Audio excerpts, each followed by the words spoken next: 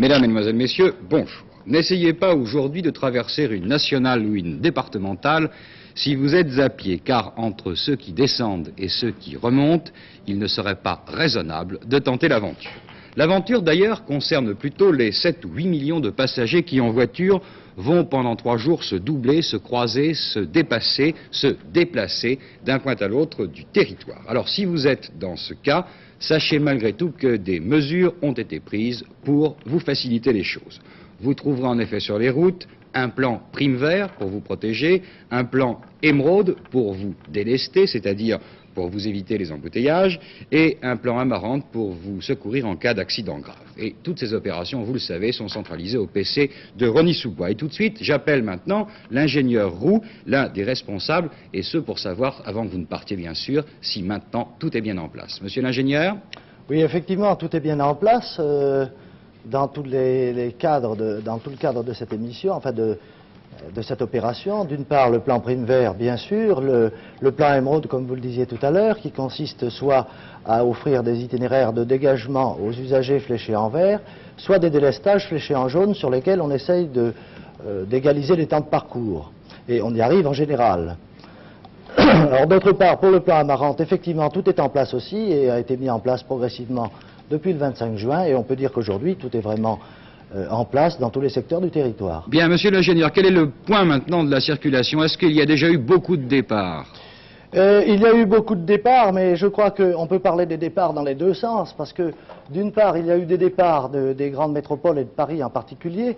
Par exemple, on a eu des problèmes important depuis ce matin dans la région de Bourgogne, où, comme vous le savez, il y a une opération en cours, dans laquelle justement on utilise des délestages en égalisant les temps de parcours. Malgré tout, on a quelques problèmes dans le sens descendant, si vous voulez, pour tous ceux qui vont vers le soleil. Donc c'est le sens, je vous coupe, c'est le sens donc de la descente qui est le plus chargé pour l'instant.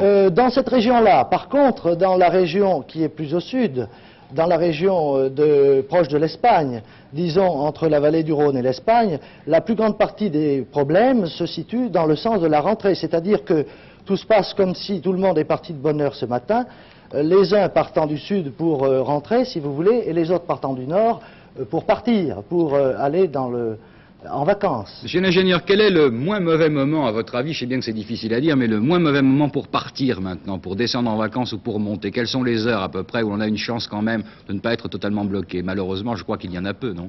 Bien, il y en a évidemment peu, mais je crois que tout compte fait, enfin pour ceux qui n'ont pas de grande distance à parcourir, il vaudrait mieux tout de même partir l'après-midi, si on peut le faire, et pour ceux que ne rebute pas la conduite de nuit, partir la nuit peut-être, mais il faut reconnaître que tout le monde ne peut pas conduire la nuit. Bien sûr.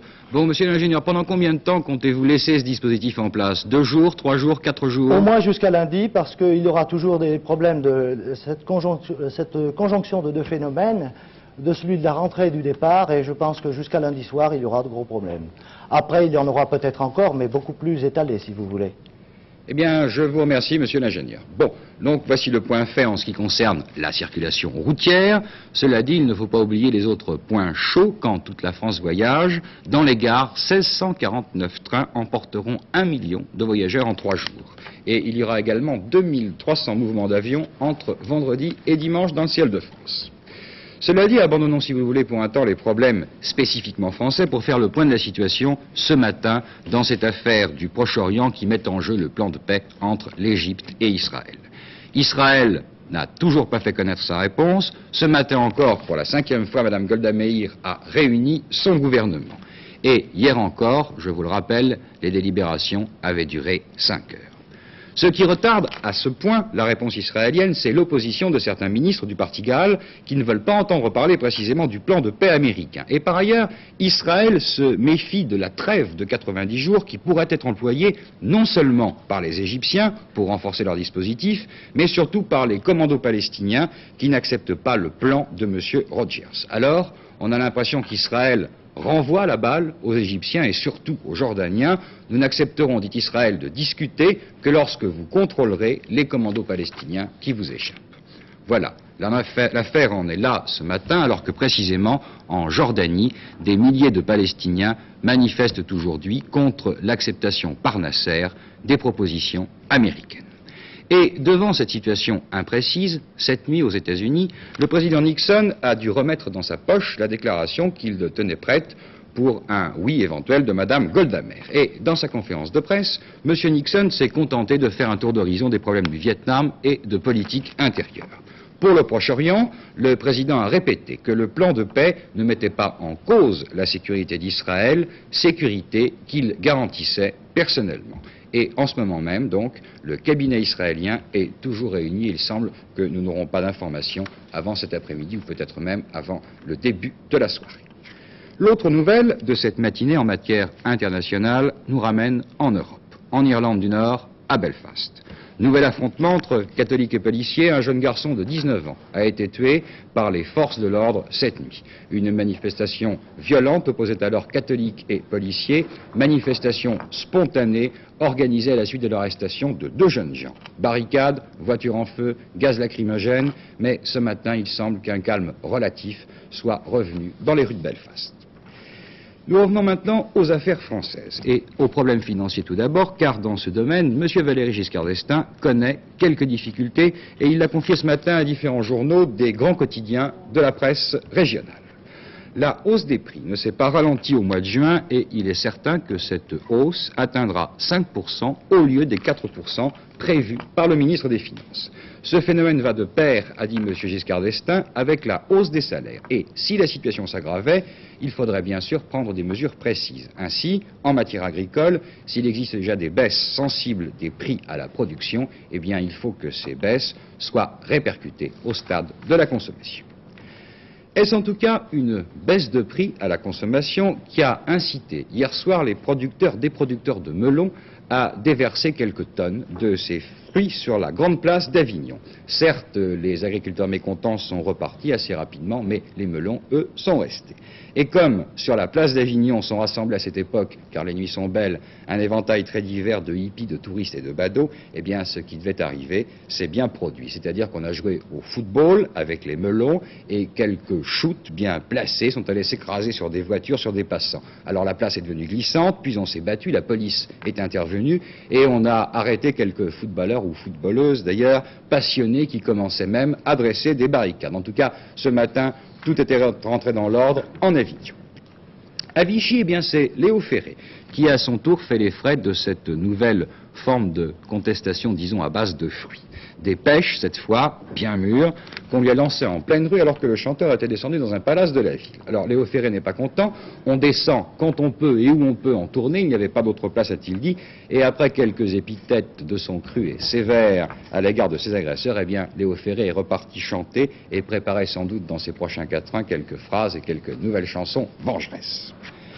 Un accident de chemin de fer a failli se terminer de façon tragique sur la ligne Cerbère-Paris. Un train de voyageurs a en effet déraillé à 17 km au nord de Brive. Heureusement, on ne déplore que des blessés légers.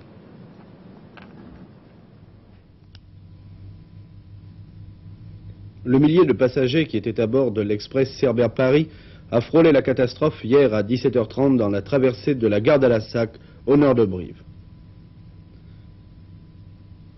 6 wagons bondés de voyageurs ont quitté la voie, labourant le ballast sur plusieurs centaines de mètres.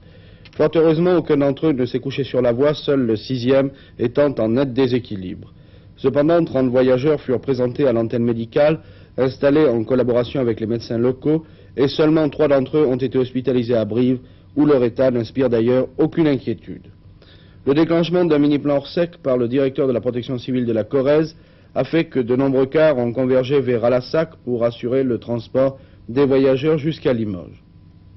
Les gendarmes ont ouvert une enquête et avec les services de la SNCF essaieront de déterminer pourquoi le 4e wagon quitta les rails dans la courbe qui précède la gare. Tard dans la soirée, le trafic ferroviaire avait été rétabli sur une voie permettant le passage du Capitole. Il devrait l'être demain sur les 2 voies. Nous vous relatons bien souvent, en cette époque, des accidents dits de vacances, en mer, en montagne ou sur les routes. Mais quelquefois, le hasard veut que se produisent de véritables miracles. C'est le cas de ce déraillement, donc, puisqu'il n'y a pas eu de victime. C'est le cas pour le petit Bruno, cet enfant de 2 ans et demi, qui est resté 92 heures sans soins, sans nourriture, alors qu'il s'était perdu dans l'Hérault. L'enfant a été retrouvé, il va bien, il est quand même, vous le voyez, en traitement à l'hôpital, mais on va très bientôt le rendre à ses parents. Et c'est le cas, enfin, pour ces accidents, c'est le cas de cet alpiniste de 72 ans qui s'est perdu pendant 2 jours en montagne et que l'on a retrouvé sain et sauf. C'est d'ailleurs un hélicoptère militaire qui a redescendu cet étonnant vieillard qui était du reste en pleine forme.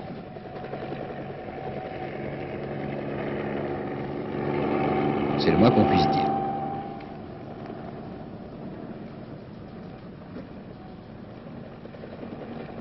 Je suis parti mardi pour aller au col d'Anterne. Comment s'appelle le pays? C'est le Servoz. Oui.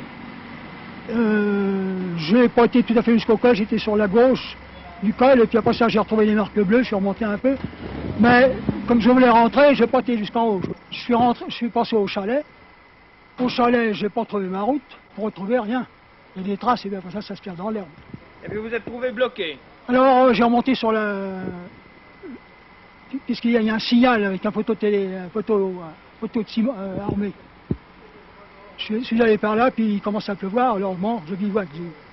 Il était 7 heures, je dis je bivouac. Alors je me suis couvert, j'ai pas eu froid, ça allait.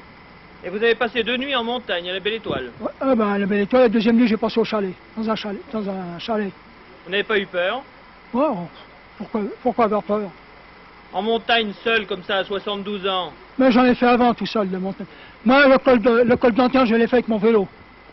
Ah le bon? Six avec mon vélo. Alors, à ce moment-là, il était très bien marqué, je ne me suis pas perdu. Est-ce que vous pensez que les jeunes font des imprudences à l'heure actuelle? Oui, les jeunes font une prudence. Moi j'en aurais presque fait, mais je m'arrêtais au bon moment. Oui. Vous avez l'expérience, vous savez vous arrêter quand il faut. Ah oui, je veux pas me tuer. Bon. Eh bien, je vous remercie. Votre service. Merci Michel Cos en tout cas, et il paraîtrait que cette alerte vieillard donc ne s'était pas du tout perdue, qu'il aurait pu attendre encore 2 ou 3 jours. On l'a retrouvé un peu par hasard. En tout cas, encore une fois, ce sont les hélicoptères de l'armée ou de la protection civile qui ont fait en quelque sorte les frais de l'opération, mais enfin tout s'est bien arrangé. Bref. Bien, je pense que ce monsieur donc mériterait presque une médaille pour sa verdeur et son état physique. Absolument, en oui. sport. Surtout après ce vieux monsieur, ce vieil alpiniste qui est vraiment splendide. Nous allons parler de tout jeunes joueurs. Les jeunes joueurs de la Coupe Galia de tennis, vous savez que c'est un peu la Coupe Davis des moins de 20 ans. Il est toujours très intéressant de suivre le comportement de ces joueurs, car on trouve parmi eux les grands espoirs de demain du tennis. Hier, un jeune joueur français a fait une très belle partie. Il s'agit de Patrice Dominguez, qui a été battu par l'Espagnol Munoz, mais qui a fourni une très très belle partie à laquelle nous allons assister maintenant. Voici le trophée, cette Coupe de Galéa qui est l'enjeu du tournoi des jeunes, au service Dominguez. Nous assistons à un très bel échange. Il y a sur le court 2 joueurs très différents. D'un côté, le brun Dominguez, c'est un joueur bouillant, plein de fougue. De l'autre, Antonio Munoz, espagnol blond de Barcelone, beaucoup plus nonchalant. Vous avez vu, Michel Jazzy était venu assister à cette rencontre, jouer sous un soleil écrasant. Nous allons voir qu'après un début très rapide, cette partie va changer complètement de rythme. Est-ce l'influence de la chaleur? Non, c'est plutôt le résultat d'une tactique délibérément adoptée par Dominguez. Joueur de tempérament, Dominguez se laissait jusqu'à présent trop souvent emporté par son dynamisme. Il montait à la volée un peu à tort et à travers. Mais hier, il a joué avec beaucoup plus de patience et Munoz, moins athlétique, semble s'user à ce jeu. Dominguez est ici au premier plan avec les cheveux un peu longs. Munoz est au fond du court. Dominguez avait remporté le premier set 7-5. Dans le second set, le Français passait à côté d'une très grande chance, alors qu'il avait dans sa raquette une balle de match à 6-5 et 30-40. Mais Munoz gagna cette deuxième manche 9-7. Et puis, dans le dernier set, il perdit 5-7. Dominguez eut encore 3 balles d'égalisation à 6-6. Oui, vraiment, Patrice Dominguez a fait de très très gros progrès. Munoz, ne l'oublions pas, a joué dans l'équipe d'Espagne de Coupe Davis, mais il est handicapé par une constitution assez faible, et en lui résistant, Dominguez a bien préparé la suite de ce tournoi. Nous allons voir maintenant la balle de match. Voilà, c'est terminé. Munoz bat le Français Dominguez, je mélange tout, c'est espagnol, ils ont des noms de Français, c'est Français ont des noms d'Espagnol. Dans l'autre simple, le Français Meyer a facilement battu Herrera 6-3, 6-2. La France et l'Espagne sont donc à égalité maintenant 1-1. Il y avait une autre demi-finale entre la Tchécoslovaquie et l'Italie. Ils sont également à égalité 1 partout et les doubles seront décisifs. Une grosse surprise maintenant en natation, dans les championnats de France qui ont débuté ce matin au stade Georges Valeret. Alain Mosconi lui-même a été éliminé. Alain Mosconi ne participera donc pas au final du 200 mètres. Le meilleur temps a été réalisé par Gilles Vigne, 2 minutes 1 seconde et 9 dixièmes. devant Michel Rousseau, 2 minutes, 2 secondes et 2 dixièmes. Voilà Jean-Pierre Nappe. Merci. À Aix-en-Provence, à propos d'un festival, à Aix-en-Provence, les choses ont donc fini par s'arranger. Il était temps pour le général Pop, qui se voyait interdire son festival, qu'il vient de rebaptiser Concert. Et il était temps, disais-je, car les frais engagés par le producteur de cette manifestation avoisinaient quand même quelques 100 millions d'anciens francs. C'est une certitude, le festival de pop music est mort, remplacé immédiatement par des concerts de musique dite promotionnelle. C'est l'astuce trouvée par les avocats de l'organisateur, le général Clément. Une loi de 1945 permet en effet ce genre de manifestation. Les concerts commenceront donc demain au château de Saint-Pons, dont voici les installations, qui ont, dit-on, coûté 1 million de francs lourds, 6 mois de travail. 8 hectares au pied du podium où doit se produire le numéro 1 américain du pop song, Leonard Cohen. Pour le service de sécurité à Saint-Pons, rien semble-t-il n'a été laissé au hasard.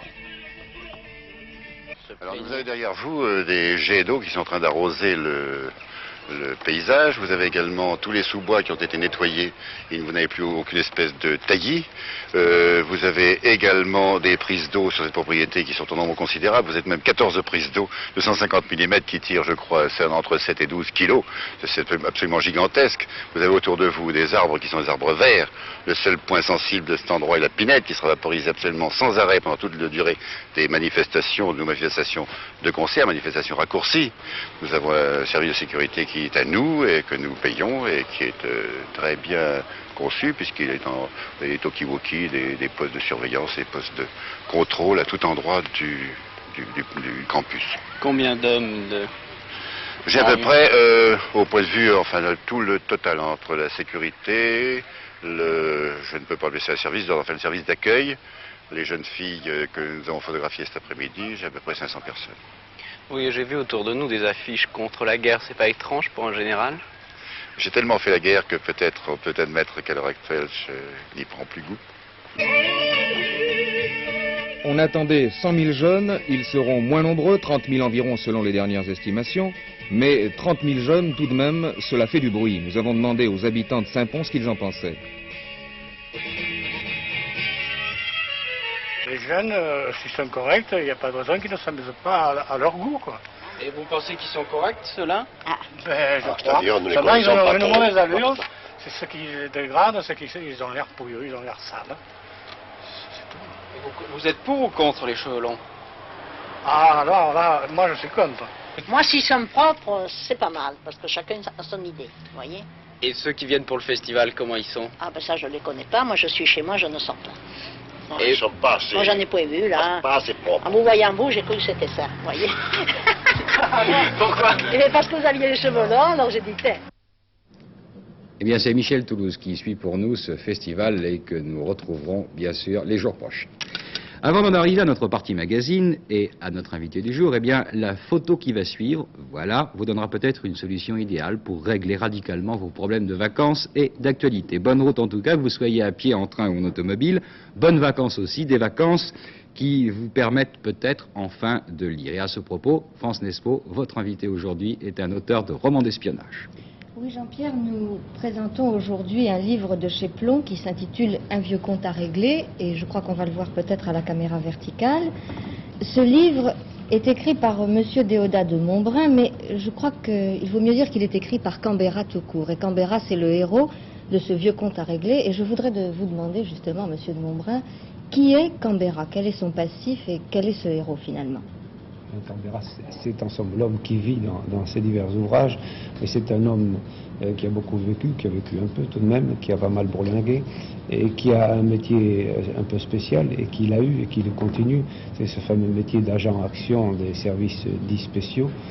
Et c'est pour cela que, évidemment, il était imbriqué et mêlé souvent à certaines affaires qu'on appelle d'espionnage. Espionnage étant le mot courant de tous les jours dont on parle, alors qu'il s'agit souvent de renseignements, de sabotage, quelquefois de meurtres et d'autres choses de ce genre. Mais cet agent secret, excusez-moi, Monsieur de Montbrun, de vous interrompre, cet agent secret, est-ce qu'il a cette vie absolument extraordinaire des héros qui cassent les tables, rencontrent... En fait, dans le roman et dans les ouvrages en question, l'agent est un peu comme comme tout le monde. C'est pas le monsieur tout le monde tout de même, puisqu'il a une spécialité qui nécessite sa vie dans le danger, et c'est un sportif, c'est un homme qui connaît son métier, mais enfin, il est tout de même comme tous les autres. Il n'est pas le gars spécial qui appuie sur un bouton, qui se dégage d'une aventure, qui passe à travers les murs. C'est pas le Superman, un extra Superman, il n'y a pas de doute. Mais ce roman, Un vieux conte à régler, se situe, je crois, dans un contexte, disons, politique très précis. Est-ce que vous pourriez nous dire un peu dans quel climat l'histoire se déroule, justement? Oui, politico-économique, si vous voulez. C'est une affaire dont maintenant on ne parle plus, dont on a parlé longtemps et dont on a parlé cruellement une fois, c'est le Nigeria et le Biafra. Il se rend compte que Canberra, justement, est mêlé aux affaires biafraises et nigériennes, où ça sent beaucoup le pétrole, comme vous savez, et où toutes les grandes puissances du monde sont intervenues.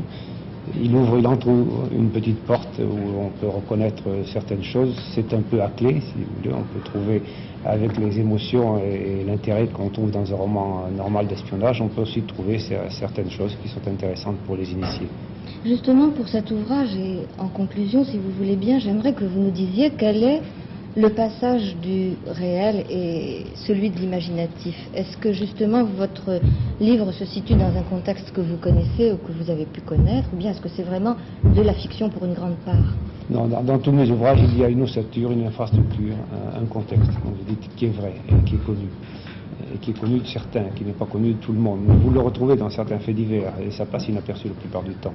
Il y a fort évidemment, obligatoirement, autour de cela, non pas de la fiction si vous voulez, mais une certaine imagination, ou d'autres événements qui peuvent être pris dans un autre cadre de la mission de cet agent, si on considère que c'est un vrai agent qui autrefois a fait des missions et qui raconte un peu sa vie. Parce qu'une affaire proprement dite ne garnirait pas de 150 pages. Il y a des contextes, des choses à prévoir qui sont longues et fatigantes. Donc au milieu de cette infrastructure vraie, on trouve des parties qui sont des parties d'aventure, qui ont été quand même vécues. Très bien. Eh bien, pour ceux qui veulent se plonger dans ce roman d'espionnage, je rappelle le titre, Un vieux conte à régler, par Canberra aux éditions Plomb. Eh bien, merci. Jacqueline Alexandre, Carnet rose, je crois, maintenant. Effectivement, nous commençons par un carnet rose, et ce exceptionnellement, car ce n'est pas tellement notre habitude. Et ce n'est pas le printemps. Mais je vais vous préciser tout de suite que c'est aux Eaux de Vincennes. En effet, il vient de naître dans l'enceinte d'une Eaux de Vincennes un jeune okapi. C'est d'autant plus exceptionnel que les animaux se reproduisent très rarement dans les eaux. Voici le repère qui a l'air, ma foi, assez inquiet. Et maintenant, la mère et l'enfant. Ils se portent bien, merci. On remarquera que le petit ressemble trait pour trait à son papa. Quant au reste de la famille, il attend tranquillement la présentation du nouveau-né à la porte de la clinique.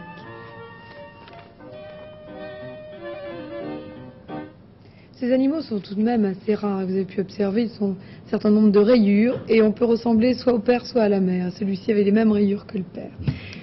Un sujet un peu plus sérieux, dans son rapport 1970, la Cour des comptes dénonce un certain nombre de scandales, ou en tout cas de points choquants dans l'organisation de quelques villes françaises. L'exemple type, la circulation dans la ville de Bordeaux.